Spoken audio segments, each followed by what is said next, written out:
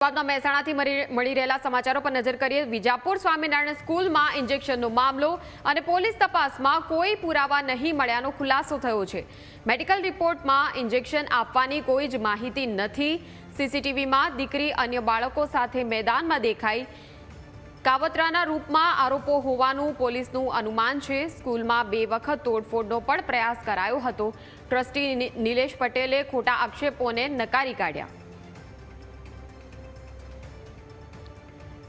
તો આ માહિતી એક્સક્લુઝિવ અમે આપને બતાવી રહ્યા છીએ। મહેસાણાની એ ઘટના કે જેના વિશેની આ માહિતી છે।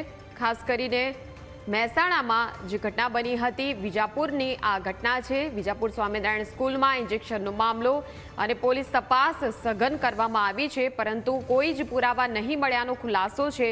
તો મેડિકલ રિપોર્ટમાં ઇન્જેક્શન આપવાની માહિતી જ નથી। સીસીટીવીમાં દીકરી અન્ય બાળકો સાથે મેદાનમાં દેખાઈ હતી। ત્યારે પોલીસનું એવું અનુમાન છે કે જે આરોપો લગાવવામાં આવ્યા છે એ કાવતરાના ભાગરૂપે હોઈ શકે છે। સ્કૂલમાં અગાઉ 2 વખત તોડફોડનો પણ પ્રયાસ કરાયો હતો। ત્યારે આક્ષેપો ખોટા છે તેવું ટ્રસ્ટી નિલેશ પટેલનું કહેવું છે।